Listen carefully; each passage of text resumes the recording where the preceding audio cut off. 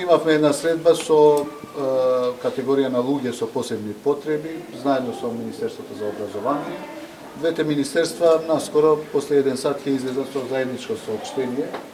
Како министерство кажавме дека сме отворени, одредени работи ни сугерираа што можеме заедно да направиме. Ќе видиме во склоп на законските можности, во склоп на финансиските можности, што може да се направи. И според тоа ќе се видиме уште еднаш со оваа категорија на луѓе кај нас во Министерство.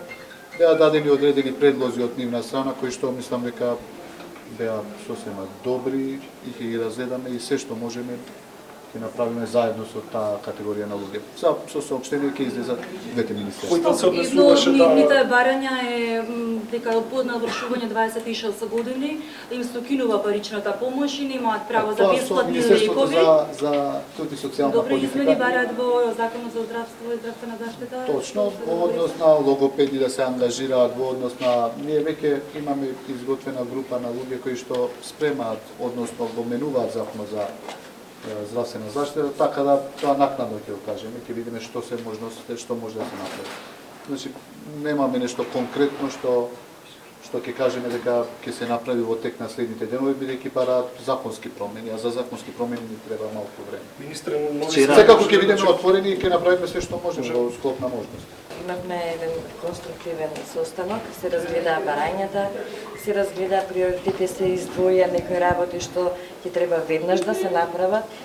Некои работи не може веднаш да се направат, тие што го оптеретуваат буџетот и почекаат малку. Меѓутоа задоволни сме од разговорот, од разбирањето и од соработката што ќе имаме. Што е тоа што веднаш може да се направи? Па разговаравме околу инклузијата, најболната точка е инклузијата во училиштата, околу програмата за децата, дефектолозите, изработување на индивидуални планови, поголема контрола во училиштата да има на самата инклузија. И што ветување? Немаше конкретни ветувања, не очекуваме од првиот состанок, имаме уште многу состаноци, значи договоривме ќе се направат работни групи, каде веќе да не речам од утре ќе се работи за да се разработат сите проблеми и прашања. Очекувате ли законско решение? Да, апсолутно да. Ќе има и законски решенија. Да, ќе инсистираме. А за кога не разговаравме околу датуми, тоа ќе седнеме сега, нели, со другите родители да поразговараме, да им ги пренесеме сите работи што ги разговараме и заеднички да решиме. Едно од најгорливите прашања проблеми е околу надоместокот до 26 години. Да, тоа го разговаравме со Министерката за труд и социјална политика, тоа беше вчера. Има ветување, има утре работна група каде што ќе се допрецизираат некои работи. Дали ви рекла дека ќе бидат работени уште дефектолози, така не Вие ќе барате во однос преку Ние ќе бараме, да, меѓутоа ќе Како би било тоа за секој училиште во согласно потребите, да, прво ќе треба да се дефинира еден дефектолог колку дечиња може да обслужи.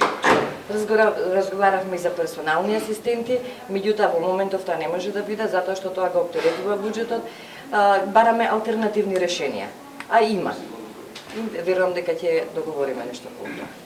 Дали наредниот месец пак ќе кампувате пред Мислам дека уште наредниот месец ќе кампуваме затоа што не знам дали ќе бидат донесени законите.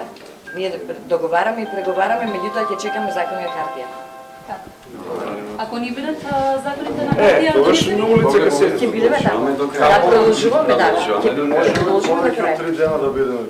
Да, секако ќе продолжиме со камповите. Меѓутоа, кога ќе се донесат законите, секој 20 ќе бидеме таму за дружба и да подсетиме дека тука сме за другите закони што треба да се гласуваат.